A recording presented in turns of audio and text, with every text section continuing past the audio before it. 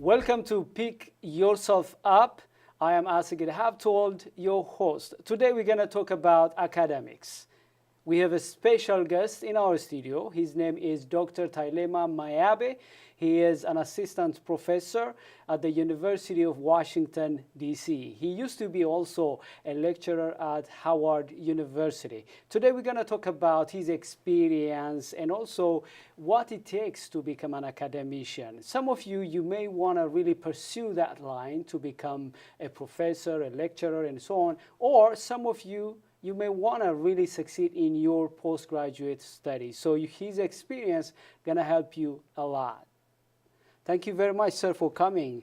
I know you broke your hand when you play soccer, but you still come here. So I really appreciate for you to be here. First of all, thank you for having me in your show. All right. Yes, I did break my hands on Saturday, trying to exercise, trying to keep up with young men, but I realized that I was not so young, and so. Yeah. At least the good thing is you survived and yes, you're here. Yes, I'm Thank here. you very much for coming. Thank you for having me. No problem. I want to ask you this before we start our conversation. You have a PhD in math. So now, myself and many people, we're not that fan with mathematics, but you have a PhD. So what led you to really do a PhD at, do a math PhD? Well, I was studying mathematics because I felt like there was a lot of opportunity with mathematics, but at the same time also I was doing business. Unfortunately, the business area, I was doing business on the side, attempting to do sort of like a brokerage between Africa and the US. And those business didn't necessarily go through. And so when that didn't happen, I just focused on what I could do and achieve. And so I went all the way down to you want to challenge getting a PhD, yes. Yes, I wanted to be challenged. Let's go back to your early stay in the United States as an immigrant. What was your biggest challenge to survive and succeed in the United States? The biggest challenge, I believe, was the language, was learning English. When I came into this country some 20-something years ago, I did not speak English at all. Okay. And so I came on an exchange program. You spoke French? I spoke French. Okay. And so I came on an exchange program, and this was a program that exchanged American students and French students. And you needed some basic English in order to continue this program. And so I couldn't get a job in the area where I was supposed to be working on, so I just found out getting a job as a busboy. And I was a busboy in the restaurant, in the hotel. And I met a person from Haiti who was working there, and he was here for 25 years. And when I was speaking to him, I realized that he didn't speak English. And so I realized that was a shock for me, that you can be in America for 20 years or more than 20 years and still don't speak English. And I know that not being able to speak English, being in America, is very disadvantageous. Problematic, disadvantage. So I knew that, okay, I need to do something about it. And so when I talk to friends of mine, they say, well, you're already doing the first thing, which is correct. You're taking classes. Secondly, what you need to do is to be immersed in the American system. Have friends, speak English, stay away from your French, speaking French, yes. And so that's what I did. And so I took classes. Then also I decided not to be shy, because when you don't speak a language and you speak among the people, you're afraid of making mistakes. And so when people will laugh at me, a friend of mine gave me an advice and say, hey, when you make a mistake and somebody laugh at you, just ask them how many languages you speak. Because you speak 5 languages. So then tell them, okay, yes, I didn't do it correctly. I speak 5 languages. How many other languages do you speak? Yeah. So I will do that. But to answer your question, the biggest challenge was to speak English. Was to be fluent in English, writing English. I know I needed it to be successful in this country.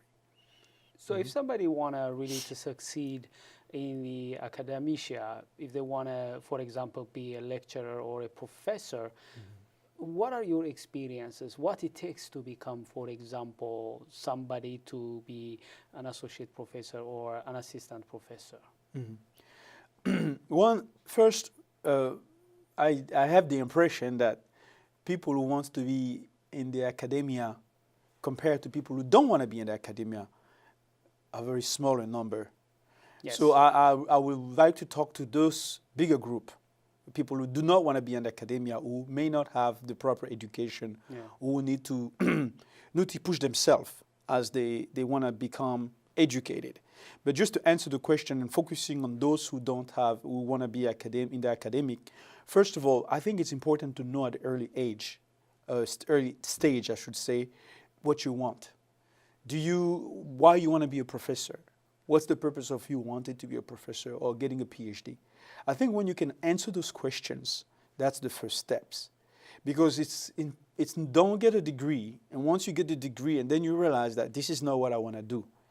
I knew that a PhD and being able to teach could also give me enough time to do some other things. Yeah, research or do research so on, or focus on other area. Yeah. I needed to have kind of that free time to be able to do other things, either doing research in mathematics or just being in a university where I'm a teaching professor. So some universities are oriented into being research university where you have to publish papers beside teaching. Yeah.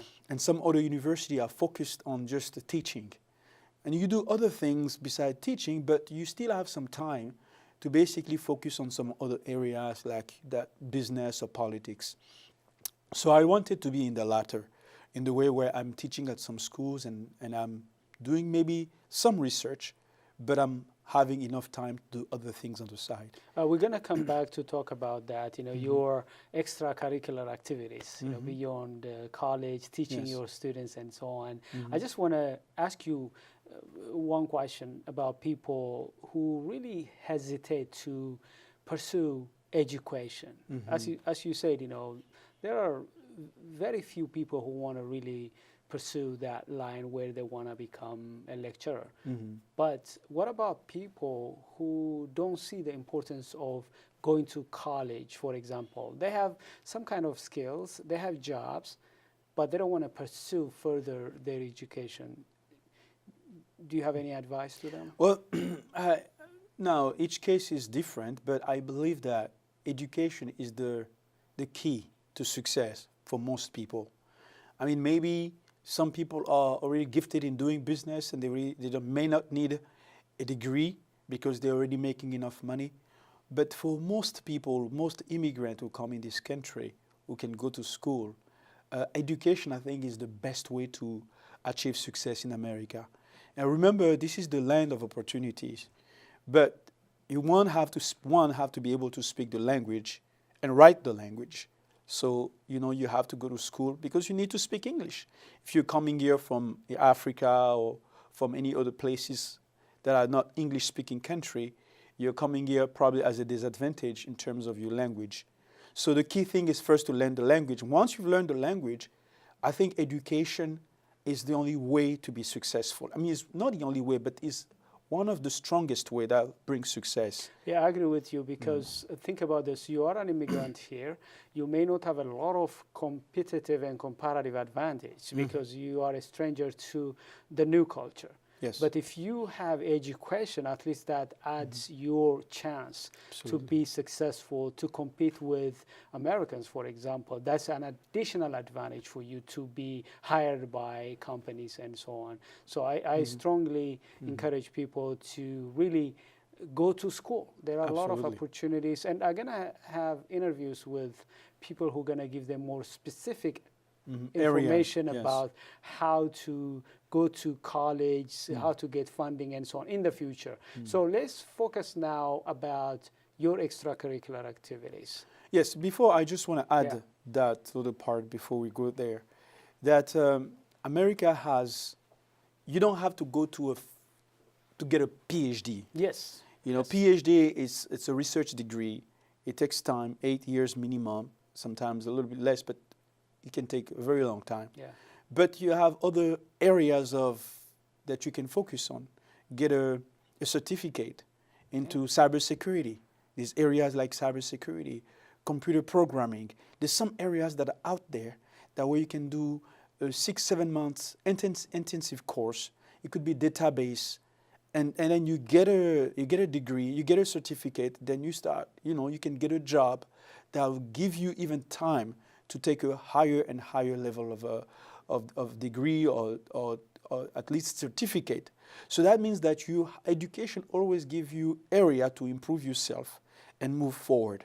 So I think although people may not be interested in having a master's degree or PhD, but still, if you are a foreigner in this country, and if you can do it, ideally try to get an education and try to focus on learning about a particular trade, about a particular area that is booming. I mean, you have people are going to nursing, you have people are going to cybersecurity, you have people that are going, I mean, there's so many areas that are there, computer science, where they are offering certificate. There are colleges that are offering certificates. For instance, we have Montgomery College offers certificate.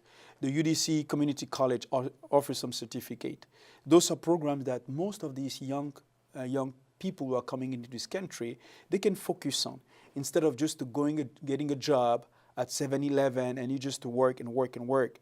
I mean, you can still be successful, but if you can go and get a degree, get a certificate, get a job, and then from that, move forward, that's also an avenue for success. Yeah. By the way, for example, some people working at 7-Eleven or any other places, if they want to, for example, own their own, for example, 7-Eleven, it's a good idea to go and get education because they're going to help them in their business. They could be able to see how they could be able to manage their stuff. One thing that you mentioned very important, which is very available in our county, is the ability for you to get a certificate. There are some nonprofit organizations. Absolutely. Actually, I'm working with one nonprofit organization providing technical and soft skill trainings for them. They are helping people who don't have degrees, for example.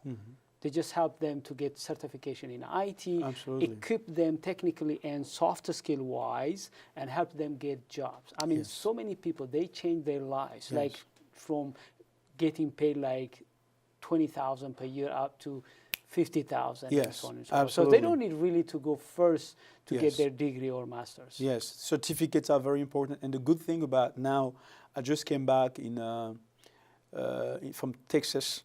I went to a conference that deal with colleges and universities, and how colleges and universities are adjusting with industries, companies, to see, based on how the industries are growing, what type of area, what type of degrees or training they should be offering among the university and the colleges. So the universities also and the colleges are working along with the industry.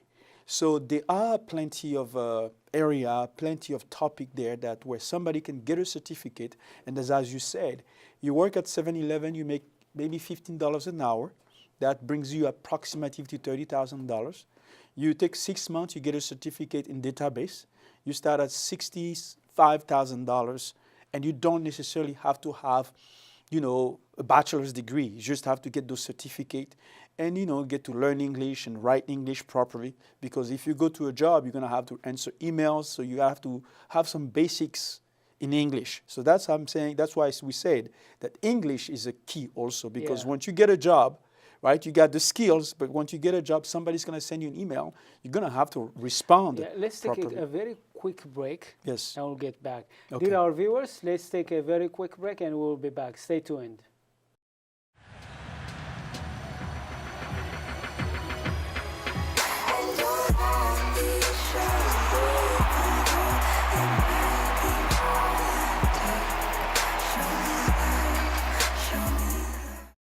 Welcome back. This is Pick Yourself Up. I'm your host, and we are having discussion with Dr. Teylama Miabey. He is an assistant professor at the University of Washington, D.C.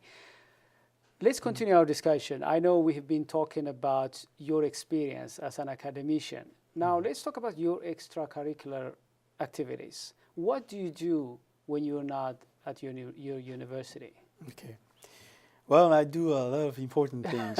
Okay, let's get into it. Yes, I'm the coordinator of the National Congress for Democracy, which is an organization that deals with political issues in Congo, Okay. in particular, but Africa in general. Okay. Most of us Africans who are in this country, a lot of us here are here. We are economic refugees. Some are political refugees, but a lot of people are economic refugees. And the reason why we are economic refugees is because the countries where we are coming from have bad leadership. And this bad leadership that we have in those African countries are making bad decisions. They're working for themselves, they're working for their personal family, for their tribes, and then they're mismanaging the country, and as a result, some of us are coming to this country. Or even those who are coming here to come as students. There are a lot of people who are coming in this country are from Africa or abroad, but I'm going to focus on Africa because that's the area we work on. Who are coming here as a student. Sometimes when they have degrees, they cannot go back home. The reason why they can go back home, because first of all, there is no jobs. Or secondly, if there is jobs, those jobs are being given to the family members, or you have to be part of the elites or the tribal elites. Yeah. And so we finally finish by staying in this country that is offering us so many great opportunities. So my goal is to work so that the politics in Africa change, that we have to get better leadership in Africa. That is the key things we are working on. So we pay attention in all the democratic processes that are taking place. We try to support any country like your country when there's great leaders that are coming in place and things Dr. that are Abiy, yes. That's we trying to work, helping how we can help, and so those are the issues. So we go to Congress, we go to the State Department. We go to the IMF, depending on the case, to push a particular issue. So that's basically, in some ways, that's what I do on the side. I think one of the things that's lacking from immigrants, specifically African immigrants, is the disengagement. There are very few people who are engaged in the U.S. political system. Very few run for office.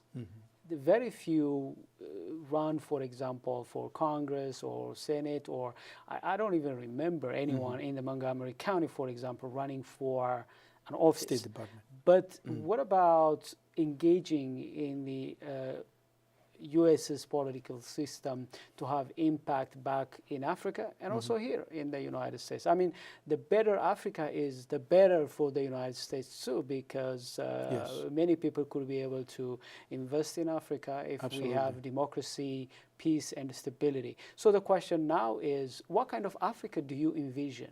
Yes, I'm going to answer to that question, but this year, actually, there's been a large number of Africans in Montgomery County that have been, or just in Maryland, actually, that have been part of the political process. In fact, I have a few friends who who are running for office right now. Oh, and I think that Africans are coming to realizing that there are opportunities out there. As you know, among all the foreign who are coming into this country, Africa tend to be, by numbers, some of the highest, most educated ones. But as you said, they are the least structured and least organized. And I think we are breaking that cycle, because what I have noticed this year, I have 3 friends right now who are running for the Maryland, in state of Maryland. That's encouraging. Yes, that's very encouraging. The second thing is that all these Africans, yes, we need to work. We need to be involved in the political system, because that is how you influence, that is how you can move your agenda. And of course, our agenda is not contradictory to the American agenda, but no one is going to come to help you if you don't help yourself. You have to try to want to help yourself first. There's also an organization that has been put in place. It's called the African Immigration Caucus. And it's doing some activities, but as you said, we need more engagement. Very few people are engaged. Yes, I know a couple true. of people very active. They dedicate their time, like you, because they are very busy in their own lane, whether they are professors, business owners, but they dedicate some time and give it to that engagement. And it's very encouraging to see you and other African immigrants who are engaged with the U.S. political system. Now, coming to Africa, you're trying to see a different Africa. Do you have any hope after all? Do you think Africa could be able to change at all? For example, in one generation? Yes, I have hope. I have hope. I just witnessed from Ethiopia a man who in 3 months has done what generations of leaders in Ethiopia haven't done. It may take them years, yes, or even decades. Yes, and so we see what Dr. Abiy is doing right now in Ethiopia, and I think for me, that is the hope. That is the generation of new breed of leadership in Africa. If we can have a leader like him in 5, 6, 7 African countries, forget it. And I'll tell you, these African countries will raise up because it's a vision that he has. Because this is based on what we see, this is a person who has been really preparing himself and also who are concerned for the well-being of Ethiopian people and of keeping Ethiopia one country. And so he has a vision, and you can see in all the decisions that he's making that this is the type of leaders that Africa really need. And so I have hope that, I believe that in Congo, I believe that in Gabon, I believe that in other African countries, we can find a person like him and who will have that same vision, who will be concerned for the well-being of the nation and will move the nation forward. By the way, myself, I share your hope because, I'm a leadership expert. I have my doctoral degree in strategic leadership. I wrote books on leadership. And one of the things that always bugged me is I couldn't be able to use my own leaders as a role model. That's because true. they may have something good, but I cannot use them as role model. When Dr. Abiy showed up, I was like, I have been waiting for this. Now I have written a lot of articles. I even dedicated my next book to him. Oh, that's great. And he's young. He's in his 40s. And the way he's leading obviously tells you that he's well-read, well-prepared. That's the kind of leaders that Africa needs. Leaders who have prepared, leaders who read, leaders who understand how change works. So I'm proud that he's my prime minister. I never say that to other leaders of my country. No, you have to be proud of him. I think you mentioned a lot of quality, but I think the most important quality that you can see about this guy is the heart. He has the heart. He is willing to work for something greater than himself. And that's something that is greater than himself is Ethiopia, is Africa. Most of the leaders that we have in Africa are working for themselves. Maybe and for their ethnic group or tribe. For themselves first, and then for the ethnic group. This guy has the heart, Dr. Abiy, to work for Ethiopia as a whole, no Oromo, Aramara, no. Ethiopia as one nation. And he also, based on what I've seen, is viewing Africa in the global way. And that is what we need. That means he has his heart placed the right way. You will find many Africans that are very educated, very well prepared, very articulate.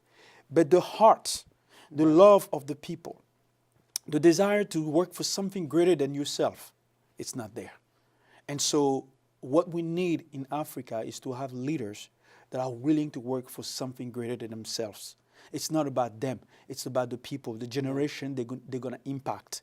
Because what the man is doing right now, the fact that I watched yesterday, that he was able to go to Eritrea. Ethiopia had how many years of 20 war? 20 years of war. Of no war, but conflict, and then sort of like an enemy. But these are sisterly people. Yes, enemy country for many years. And here is one man who came in 3 months. And here I saw President Isaias, I saw Prime Minister Abiy.